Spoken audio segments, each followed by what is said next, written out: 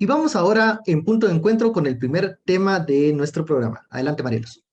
Gracias, Ben. Hoy vamos a profundizar sobre el caso del periodista y presidente del periódico José Rubén Zamora, quien enfrenta dos procesos penales, uno por supuesto lavado de dinero y otros delitos, y un segundo donde se ha guardado gran hermetismo por parte del Ministerio Público. Así es, la Fiscalía contra la Impunidad no ha dado detalles de ese segundo caso y el periodista ha denunciado que el Ministerio Público ha vulnerado sus derechos de defensa y que en el caso en su contra, pues no tiene sustento.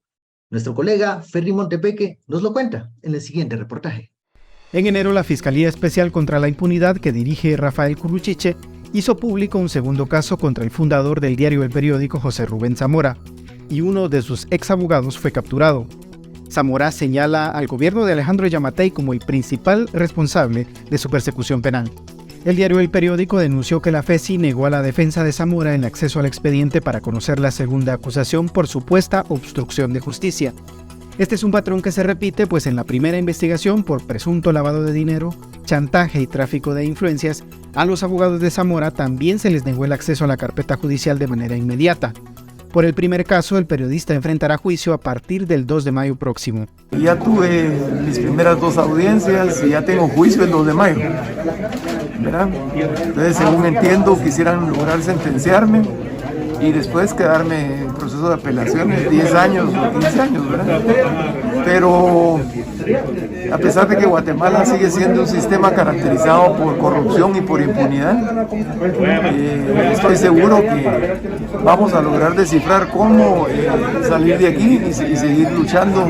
Y es que no solo Zamora ha sufrido persecución, su ex abogado Mario Castañeda fue capturado en enero y la FECI también pidió la detención de otro exdefensor, Romeo Montoya.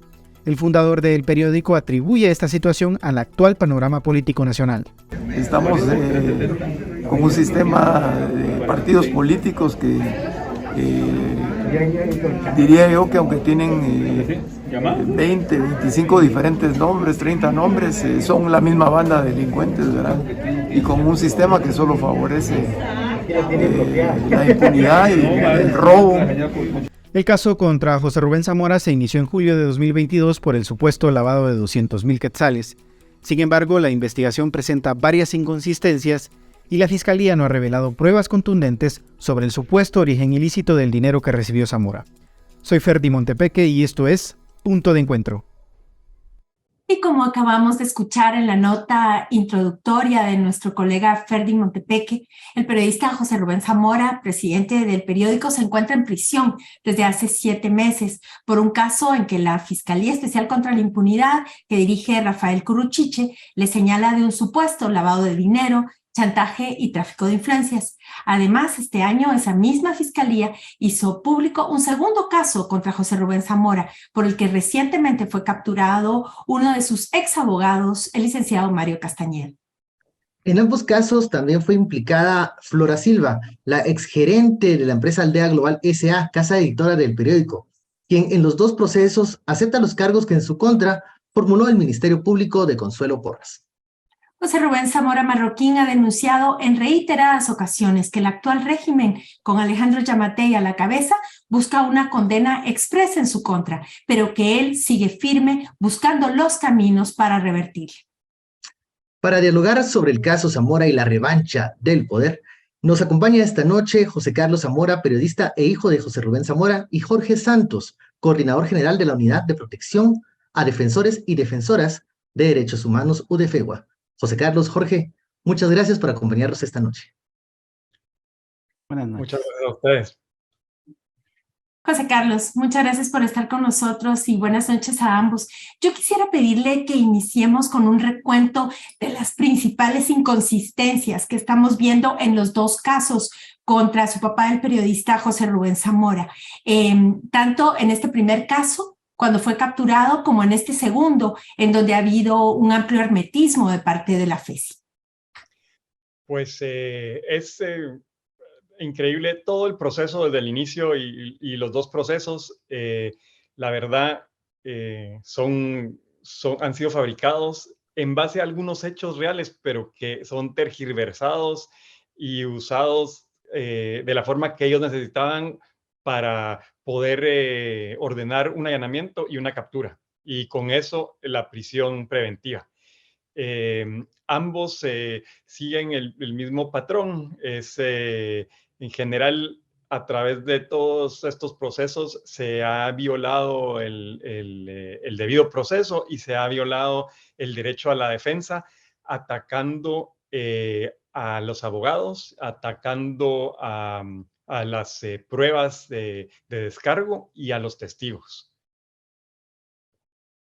José, en ese caso, si usted nos pudiera contar un poco alrededor del tema de las grabaciones de Ronald García Navarijo, quien hizo sin el consentimiento de José Rubén Zamora, y el abogado Juan Francisco Solórzano Fopa ya nos decía en una entrevista anterior que eso es ilegal, que no se pueden hacer esas grabaciones, y también un poco alrededor de la forma en que la FESI se habría puesto de acuerdo con Ronald García Navarijo para la entrega de este cheque a un empleado del periódico.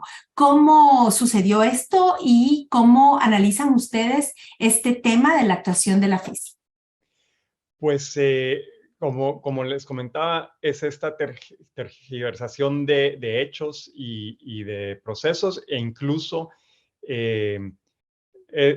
también, esto es mi opinión como hijo de mi papá. Yo no soy su abogado, y creo que también es importante que no se tome como en términos legales lo que digo. Pero el monopolio de la investigación de los delitos es del Ministerio Público. Y en casos en los que se busca una autorización de juez para grabar a alguien, o se busca una entrega para probar que se comete un ilícito, en general los únicos que tienen potestad para hacer eso es el Ministerio Público. En este caso es una aberración total, porque el Ministerio Público hace un acuerdo con Ronald García Navarijo, en el que lo dejan que él, a cambio de algo, él haga por su cuenta una investigación, haga grabaciones y haga entregas, y que todo eso él lo documente y se lo entregue al Ministerio Público. Entonces, la verdad que ahí todo empieza mal, porque la investigación, las pruebas, no las hizo el Ministerio Público, las hizo un tercero, un ciudadano sin ninguna potestad para hacerlo. Incluso esas audios son interesantes porque los audios realmente no dicen, para comenzar, no dicen nada. Y además era él el que llegaba a decir cosas y a tratar de que le respondieran lo que él quería grabar. Y además de que los audios no dicen nada, son ilegales, ¿verdad? Son ilegales, por un lado, porque nadie sabía que los están grabando.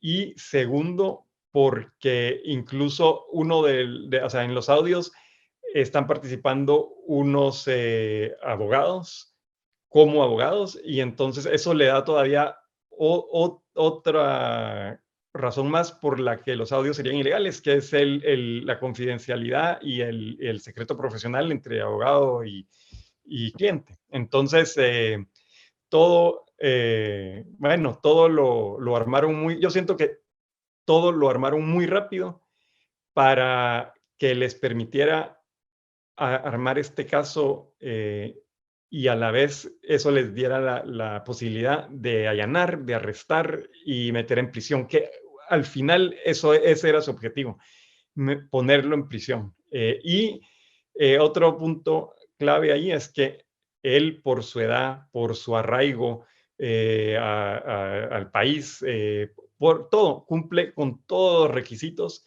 para tener por lo menos arresto domiciliario, sino cualquier otra medida sustitutiva.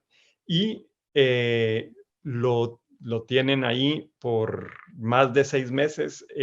Se ha pedido las medidas sustitutivas, las niegan constantemente, y ese increíble porque, o sea, lo hemos visto todos, como en este caso fabricado de 300,000 quetzales, a él no lo dejan ir bajo arresto domiciliario. El caso es fabricado, pero digamos, incluso si fuera real, no lo dejan ir por un monto como ese, y hay otra cantidad de casos documentados con pruebas, con gente que ha cumplido incluso pruebas, ha cumplido penas en el extranjero por 20 millones de dólares, y a esas personas, que son un gran listado, se les ha dado medidas sustitutivas y todos están libres, y algunos hasta participan en política. Entonces, eso es, de verdad, es increíble. Jorge, ustedes han dado seguimiento a muchos casos, varios casos de periodistas y defensores de derechos humanos y de operadores de justicia. En este caso, ¿qué tipo de vulneraciones se están dando a los derechos de José Rubén y al derecho de la libertad de expresión y de información? Primero, muchas gracias por la invitación, y creo que es importante hacer referencia a que lo que nos describe José y lo que hemos visto a través de los medios de comunicación, creo que es un patrón que estamos observando en el país. Y creo que es necesario irle colocando nombres. Lo que estamos evidenciando es el rompimiento de la legalidad y del marco legal existente en el país. Y que ese patrón de rompimiento de la legalidad tiene un objetivo y un fin. Y ese objetivo es acallar todas las voces contrarias a la instalación o restauración de un régimen de corrupción, violencia e impunidad.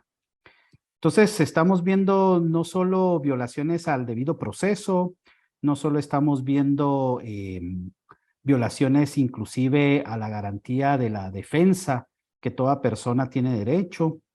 Estamos viendo vulneraciones en cuanto a la libertad de las personas y lo que implica la prisión para personas que ejercen la defensa de los derechos humanos o el periodismo. Y estamos viendo una agresión contundente a la libertad de expresión en el país. Es todo aquel periodista, todo aquel comunicador social o inclusive ciudadanos y ciudadanas que hacen uso de su libertad de expresión están siendo perseguidas, difamadas, estigmatizadas, con investigaciones penales espurias. Incluso algunos pues han tenido que sufrir la prisión política. Aunque esto no es nuevo en el país, ¿verdad? Recordemos el allanamiento a la casa de José Rubén, el secuestro sufrido, las distintas denuncias utilizando de manera indebida la ley de violencia en contra de la mujer, en contra prácticamente de buena parte de los editores del periódico. Aunque esto no es nuevo, lo que estamos viendo en este momento es una profundización de un esquema de carácter autoritario que va a perseguir toda aquella defensa de derechos humanos y la libertad de expresión. Por eso este caso es tan importante darle seguimiento, denunciar y rechazar efectivamente lo que desde el Ministerio Público y el sistema de justicia se está ejerciendo en contra del presidente y fundador del periódico y en contra de otros periodistas y comunicadores sociales. Y solo para agregar algo a lo que dice Jorge, y algo que el caso de mi papá no es único, ¿verdad? Esto es un ataque sistemático de la administración de Alejandro Yamatei en contra de las instituciones democráticas, ¿verdad? Y han atacado a todo, cualquier voz que ellos vean como disidente o crítica, no importa si son jueces, si son fiscales, si son activistas, si son periodistas o ciudadanos, están persiguiendo a todos. Y creo que eso es también algo que era el mensaje que querían enviar con la persecución política de mi papá. Era que van por él y van por cualquier voz crítica. Algo que se llama como la acción ejemplificante, ¿no? que las demás personas entiendan que cuando hay alguien detenido que tiene un alto perfil le puede pasar a cualquiera. José Zamora, en ese ámbito llama mucho la atención que Flora Silva, la ex gerente general de Aldea Global, la casa editora del periódico, aceptó los cargos que le imputó la FESI en los dos casos que van contra su papá. ¿Cómo analiza esta situación y qué impactos tiene en la situación jurídica de José Rubén Zamora? Pues creo que es una situación muy interesante, me podría decir. Por un lado, creo que lo que ella, sus declaraciones no tienen impacto en el proceso de mi papá. Son procesos, digamos, paralelos, están vinculados, pero son paralelos y cada uno lleva su proceso.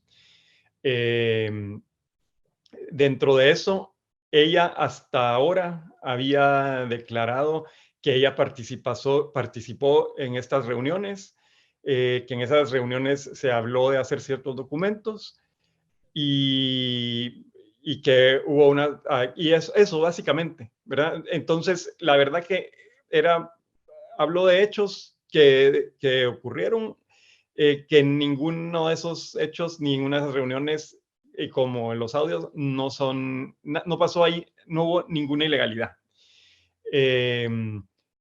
Luego, creo que ahora en el nuevo caso, ahí ella declaró algo que sí creo que no es totalmente la verdad.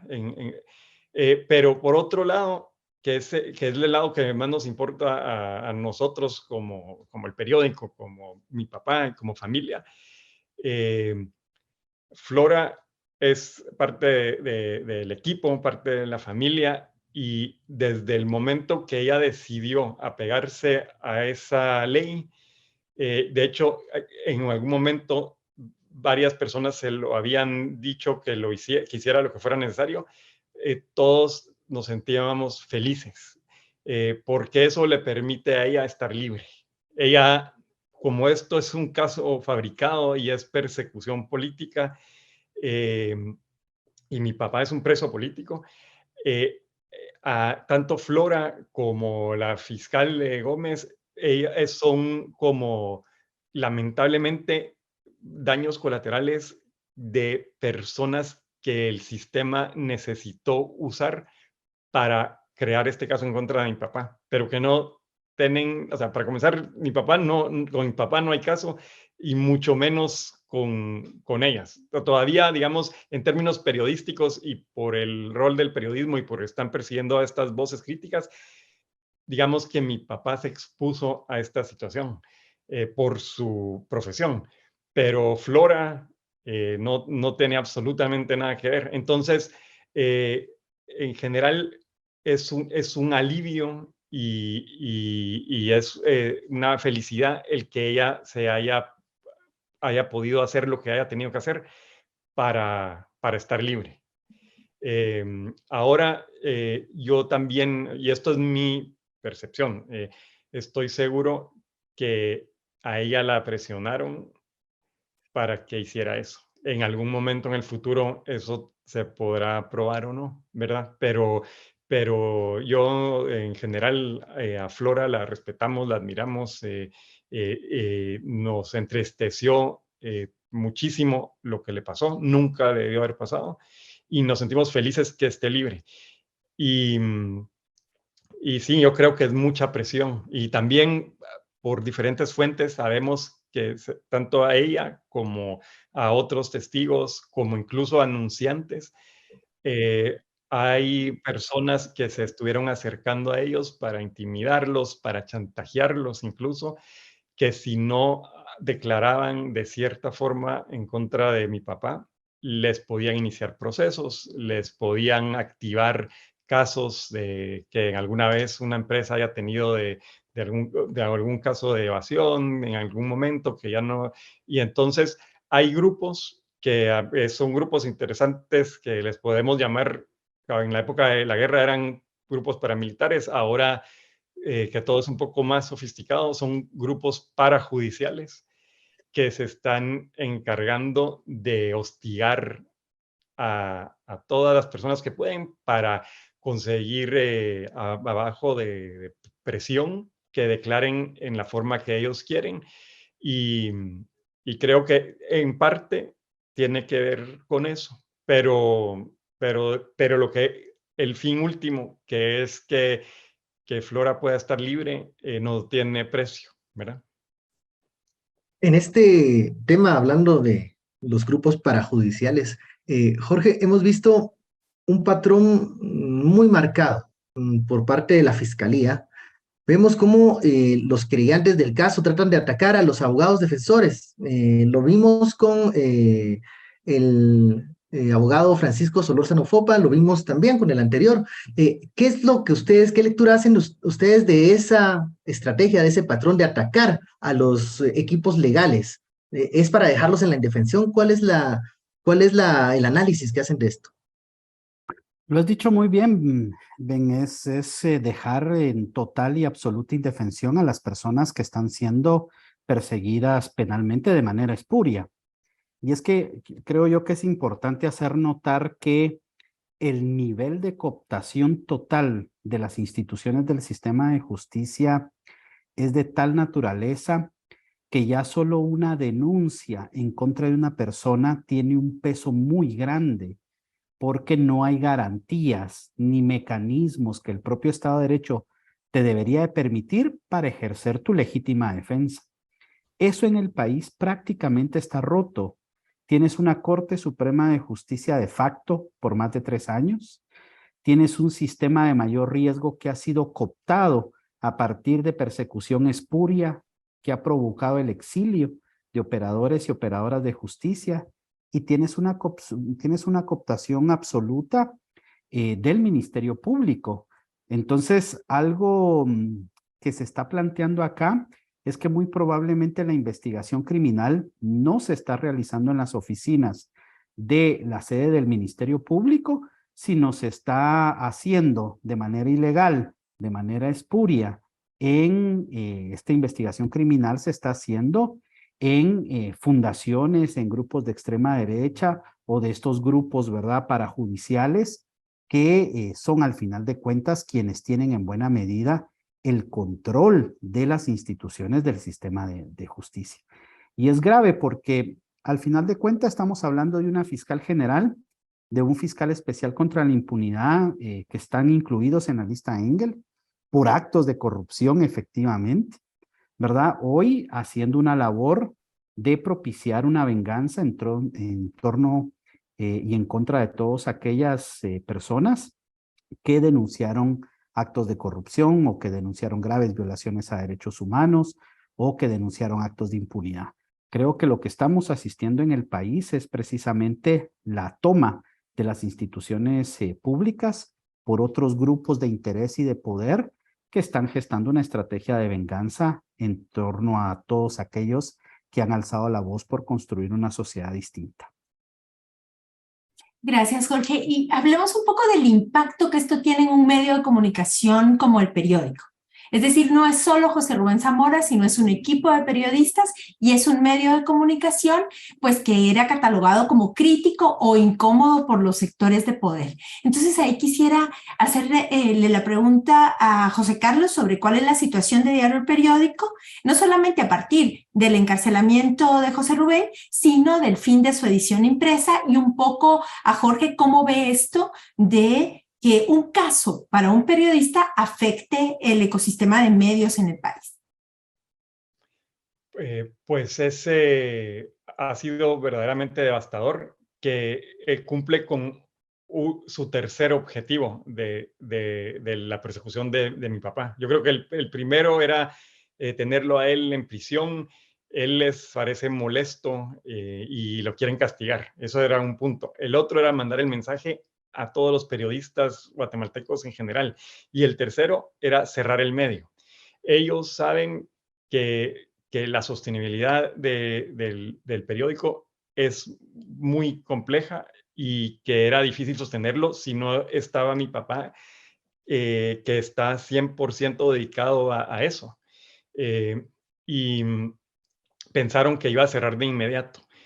No estaban muy equivocados, porque como les comentaba, ha sido muy difícil. Además que en el contexto actual, también no solo en los últimos años, por un boicot comercial privado que viene a través del Ejecutivo, que el Ejecutivo presiona a las empresas para que dejen de anunciar, eh, el periódico había ido siendo ahorcado financieramente, pero en el contexto actual, muchos más de los anunciantes se fueron, muchas más de las personas que apoyaban al periódico no quieren tener nada que ver porque, aunque creen en el proyecto, les da terror que los empiecen a perseguir a ellos. Y siempre los identificaban porque los llamaban cuando están poniendo anuncio o cuando apoyaban en el periódico. Entonces, se fue reduciendo el apoyo de anunciantes, de donantes, y ya no era sostenible. Entonces, hubo que, aunque se intentó al inicio mantenerlo, hubo que tomar estas decisiones durísimas de cerrar la edición impresa. Hubo que recortar al equipo, casi 100, como 100, no sé si son 160, entre 166 y 180 personas que perdieron su trabajo. Eran excelentes periodistas y ejecutivos de medios y equipos de ventas, o sea, todos gente profesional que ha estado haciendo su trabajo bien por 26 años, perdieron su trabajo. Y ahora solo se mantiene un pequeño equipo de alrededor de 30 personas y se está haciendo todo un plan y estrategia para ver cómo se hace ese pequeño equipo sostenible, que también es muy difícil porque hay muchas deudas que se traen del pasado del periódico como el medio impreso que existió grande en su momento. Entonces, eso hemos ido viendo cómo lo solucionamos poco a poco, todo el tema financiero, para al final poder quedar con este equipo digital que sea autosostenible. Pero la verdad que ha sido un proceso duro y difícil y sobre todo lo que les decía, más de 160 personas que se quedaron sin trabajo, gente profesional, gente capaz, gente que aportaba, gente que no tenía por qué perder su trabajo. Y ahora, y dentro de eso, periodistas que están informando a la sociedad. Entonces es una gran pérdida, más que, o sea, es una pérdida como empresa, es una empresa como una empresa contribuyente, el periódico ha pagado impuestos y contribuye a la economía de Guatemala, y además es una pérdida terrible de empleos y de periodismo, porque aunque se sigue haciendo buen periodismo y se va a seguir hasta que de verdad no se pueda, el equipo ya no es tan grande como era antes, ya no hay edición impresa. Entonces sí ha sido un golpe grande. Gracias, José Carlos. Quiero hacerle una pregunta a ambos, una pregunta final ya en esta última ronda. Un poco ver hacia el futuro. ¿Podemos esperar que la situación de los periodistas, operadores de justicia, defensores y defensoras de derechos humanos cambie después de las elecciones generales? ¿Cómo analizan ese panorama? Brevemente, por favor, Jorge, y luego con José Carlos. Sí, mira, debería de ser por excelencia el mecanismo a través del cual se modifique el contexto que actualmente estamos viviendo, pero el nivel de cooptación institucional es tal que lo que estamos viendo es un Tribunal Supremo ad hoc que, al contrario de revertir estos hechos, va a profundizarlos. Entonces, creo que un mensaje potente que debemos de seguir lanzando es primero que el periodismo, la libertad de expresión y la libertad de prensa son pilares de la construcción democrática. Sin ellos, digamos al mismo estilo de lo que ocurre en Nicaragua, por ejemplo, donde todos los medios de comunicación tuvieron que salir y están ejerciendo su labor desde fuera del país, ¿verdad? En eso es efectivamente lo que el gobierno de turno nos quiere convertir.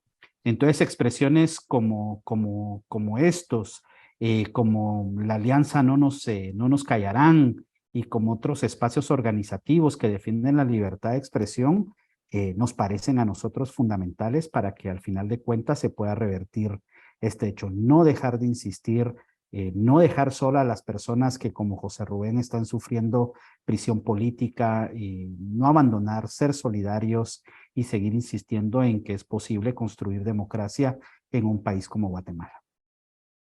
Gracias, Jorge. José Carlos. Sí, yo concuerdo con todo lo que Jorge dijo, absolutamente con más coherencia de lo que yo lo puedo decir. Creo que estos grupos son importantísimos, estos medios, su trabajo como periodistas, me da muchísima esperanza ver la solidaridad del gremio en un momento donde hay mucho miedo. En general, creo ver que todos los periodistas están unidos, que siguen haciendo periodismo, que siguen denunciando. Eso creo que es importante y creo que es muy importante en casos que también han existido en otros países y aquí en Estados Unidos. Es importante que también estas personas sepan que aunque agarren a un periodista, hay muchos y somos muchos y vamos a continuar denunciando y vamos a continuar haciendo el trabajo que hacía el periodista al que metieron preso. Eso me parece súper valioso. Creo también que las elecciones dan la oportunidad de cambiar un poco, aunque como sabemos todo está cooptado y no es como que haya muchas diferencias entre los partidos existentes.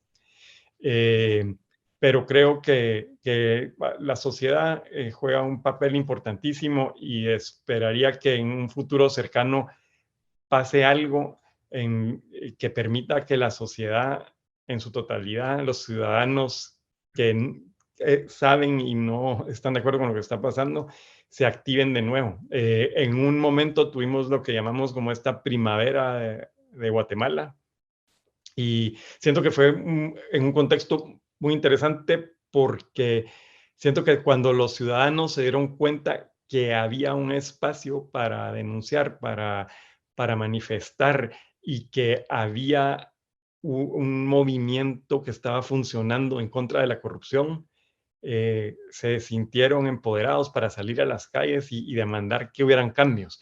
Siento que ahora, al contrario, todos ven que nada está funcionando, que todo se revirtió y que todo es persecución. Y en un país como el nuestro, con la historia que tenemos, la represión, las dictaduras, la guerra, volvemos a este tema de miedo. Nadie quiere participar, nadie quiere decir nada por miedo, pero espero que de repente se encienda una luz, que siento que eso, los que van a lograr que eso pase son ustedes y que eso permita que la sociedad se active de nuevo y demande los cambios que Guatemala necesita. José Carlos Zamora, Jorge Santos, muchísimas gracias por haber estado con nosotros en este espacio de Punto de Encuentro. Que tengan ustedes muy buenas noches. Muchas gracias, Marielos, muchas gracias, Ben, y muchísimas gracias, Jorge. Un gusto estar con ustedes. Y gracias por ponerle atención al caso de mi papá y por asegurarse que la democracia siga viva. Muchas gracias. Gracias. Buenas noches.